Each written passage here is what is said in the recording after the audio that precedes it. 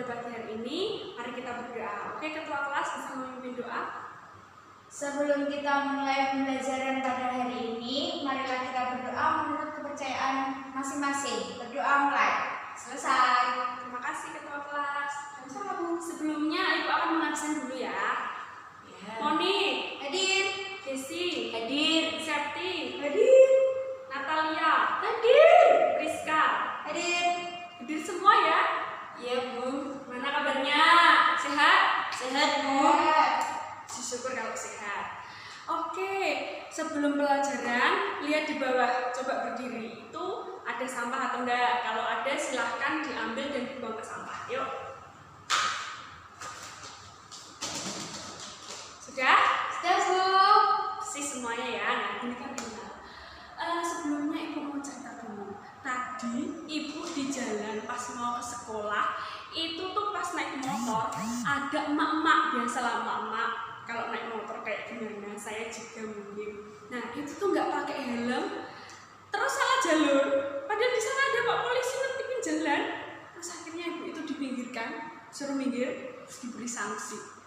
Terus menurut teman-teman, kenapa ibu-ibu itu diberi sanksi? Melanggar lalu lintas, Bu. Terus? Nggak pakai helm. Nah, nggak pakai helm. Nah, kenapa Pak Polisi memberi tilang? Supaya apa? Tidak melanggar lagi. Nah, benar sekali, supaya ibu tadi tidak melanggar demi keselamatan ibu itu juga. Nah, sebelumnya ini nyambung sama pembelajaran kita sebelumnya. Ada yang ingat pembelajaran kita apa? Saya, Bu. Ya, silakan Desi. Penyimpangan sosial. Nah, betul, penyimpangan sosial. Siapa yang tahu penyimpangan sosial itu apa? Saya, Bu. Mending silahkan. Penyimpangan sosial adalah suatu tindakan yang dilakukan oleh seseorang maupun kelompok yang melanggar nilai dan norma dalam masyarakat. Bener nggak itu, Priska? Betul. Nah, betul sekali. Jadi, penyimpangan sosial adalah tindakan yang dilakukan oleh sekelompok maupun individu di mana itu melanggar nilai dan norma yang di dalam masyarakat. Maka perlu adanya suatu pengendalian sosial supaya si penyimpang atau masyarakat tidak melakukan penyimpangan lagi sehingga sesuai dengan nilai dan norma yang di dalam masyarakat. Untuk hari ini kita akan membahas mengenai pengertian pengendalian sosial yang dikatakan oleh Robert M. Lawang dan Peter Berger dan cara pengendalian sosial. Nah, diharapkan nantinya dengan tujuan anak-anak semua bisa memahami apa itu pengertian dari pengendalian sosial dan cara-cara pengendalian sosial sehingga dapat dimanfaatkan oleh teman-teman semuanya dalam kehidupan sehari-hari supaya bisa mengerti dan kita terhindar dari penyimpangan sosial seperti itu. Nah, Ibu di sini akan menjelaskan mengenai pengertian pengendalian sosial dari kedua tokoh ini. Yang pertama, tokoh Robert M. Lawang. Beliau menjelaskan bahwa pengendalian sosial adalah cara yang dilakukan oleh masyarakat untuk menertibkan si penyimpang dari bentuk penyimpangan itu sehingga sesuai dengan nilai dan norma yang di dalam masyarakat. Sedangkan menurut Peter L. Berger ini, pengendalian sosial adalah cara yang dilakukan oleh masyarakat untuk mengembalikan si penyimpang dari tindakan penyimpangan itu agar sesuai dengan nilai dan norma yang di dalam masyarakat. Jadi, pengendalian sosial adalah suatu cara atau tindakan yang dilakukan oleh masyarakat untuk mengajak, mendidik, bahkan memaksa masyarakatnya supaya sesuai dengan nilai dan norma yang ada dalam masyarakat dan menghindari adanya bentuk penyimpangan seperti itu. Nah, di sini kita selanjutnya akan membahas mengenai cara-cara pengendalian sosial. Ada 6 ini banyak sekali. Yang pertama melalui institusi dan non-institusi. Yang pertama melalui institusi. Institusi ini cara pengendalian sosial yang dilakukan oleh lembaga-lembaga yang berwenang. Misalnya apa tadi yang Ibu jelaskan? Ibu-ibu ditertibkan oleh polisi, ditilang oleh polisi.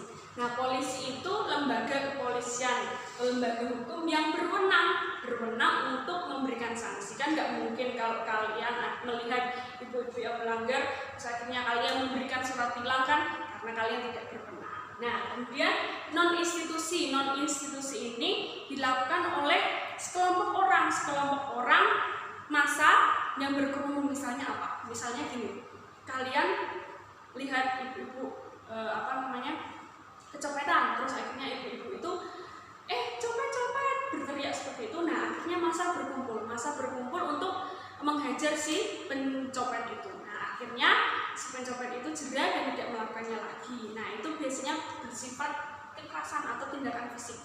Nah, kemudian melalui lisan, simbolik, dan kekerasan. Melalui lisan ini secara langsung oleh seseorang terhadap orang si penyimpang itu. Misalnya apa? Kalian menyontek, terus Desi ketahuan menyontek, terus akhirnya ibu bilang, Desi besok lagi jangan menyontek ya. Nah, itu memberikan arahan supaya Desi tidak menyontek lagi secara langsung, secara lisan. Simbolik ini bisa dilakukan dengan simbol-simbol. Bentuk-bentuknya itu misalnya apa? Iklan layanan masyarakat bisa, terus spanduk-spanduk yang ada di jalan, misalnya apa? Dilarang merokok, nah, atau merokok membunuhmu, terus mari patuhi lalu lintas. Nah, itu bisa seperti itu. Terus kekerasan atau koersi ini cara pengendalian sosial supaya apa? Supaya si penyimpang itu jera. Karena biasanya berupa tindakan fisik. Tindakan fisik supaya si penyimpang itu bersifat jera dan tidak melakukannya lagi. Contohnya apa? Pencuri di rajam batu atau dipukuli batu, seperti itu. Itu kekerasan. Ketiga, melalui preventif dan represif. Preventif ini sebelum, represif ini sesudah. Jadi preventif ini sebelum adanya tindakan penyimpangan, maka dilakukan pengendalian sosial dulu. Misalnya apa? Kalian dilarang orang tua untuk keluar rumah malam-malam. Supaya apa? Dengan tujuan orang tua tuh ingin kalian terhindar dari pergaulan bebas. Makanya dilarang untuk keluar rumah malam-malam atau nongkrong malam-malam, seperti itu.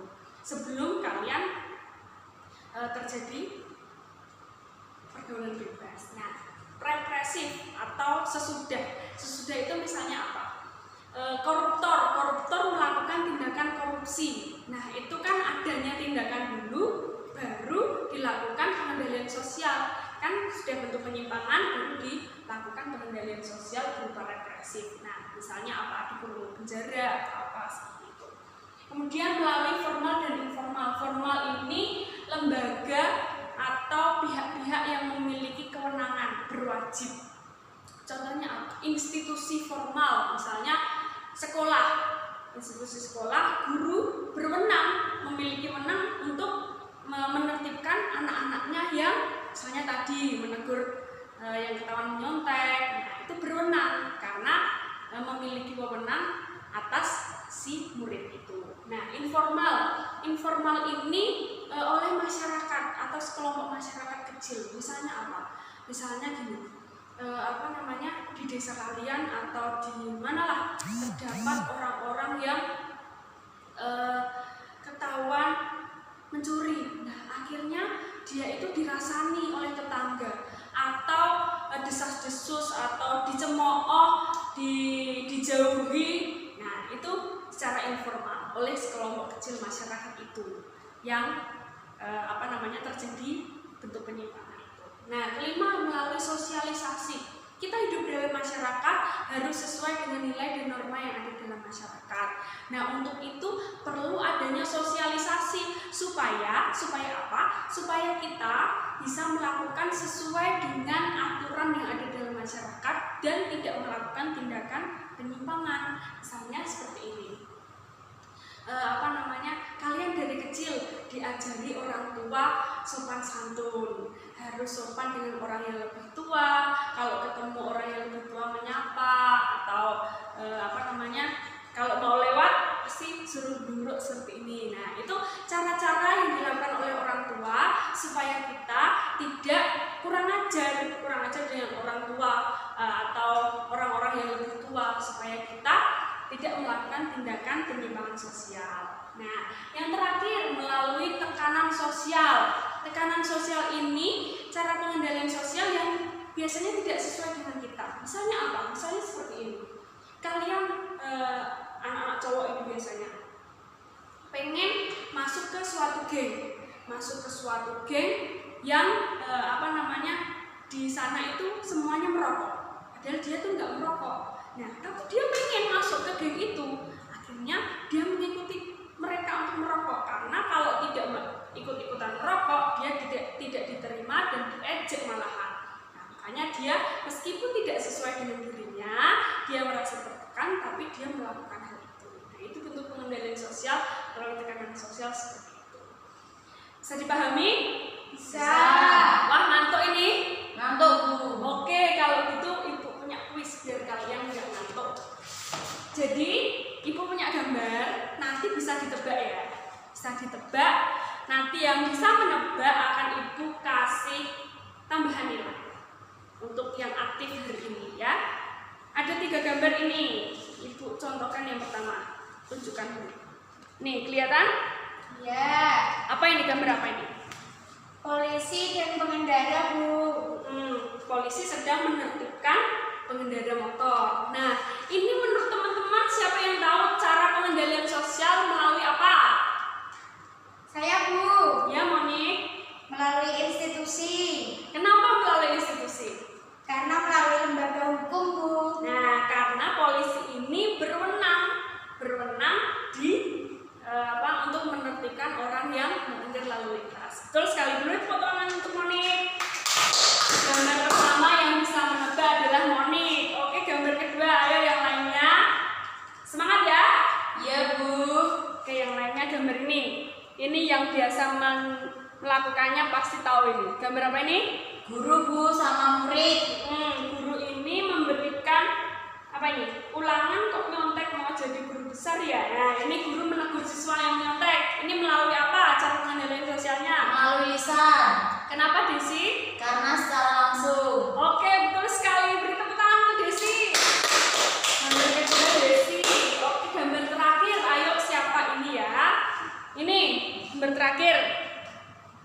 Kelihatan? Iya, Bu. Ini cara pengendalian sosialnya melalui apa? Melalui simbolik, Bu. Kenapa? Karena melalui spanduk atau iklan layanan masyarakat. Benar sekali, ini biasanya di pinggir jalan atau apa di TV itu kan ya. Betul sekali. Beri tepuk tangan untuk Nanda. Wah, aktif-aktif ya. Sekarang berarti udah pada paham. Sudah. Semangat semuanya. Siapa yang bisa menyimpulkan materi kita pada pagi hari ini? Siapa? Wah, diam semuanya. Wah, keren wis entuk nilai loh, langsung diam semua. Ngantuk, Bu. Oke, mari kita simpulkan sama-sama. Jadi pengendalian sosial adalah cara yang dilakukan oleh masyarakat untuk mengajak, mendidik, bahkan memaksa masyarakat untuk sesuai dengan nilai dan norma yang ada dalam masyarakat. Nah, Ibu akan memberikan tugas untuk minggu depan. Jadi nanti kalian akan membentuk kelompok dan kalian akan mempraktekkan. Jadi kalian mencari cerita, misalnya ada yang menjadi pencuri atau apa, nanti cara pengendalian sosialnya bentuk apa. Nanti ada 4 kelompok. Oke, berhitung dulu 1 sampai 4. 1, 2, 3, 4. Nah, silakan bergabung ya, cari tempat teman-temannya siapa itu. Bisa ditulis. Nah, minggu depan Ibu acak nanti majunya, Ibu kasih kopian siapa yang maju nanti kelompok berapa. Oke, bisa dipahami? Bisa. Nah, untuk menutup pembelajaran kita pada pagi hari ini, mohon maaf dan terima kasih atas perhatiannya. Sebelumnya kita akan berdoa terlebih dahulu. Silakan ketua kelas. Sebelum kita pulang, mari kita berdoa menurut agama dan kepercayaan masing-masing. Berdoa dimulai. Selesai. Terima kasih.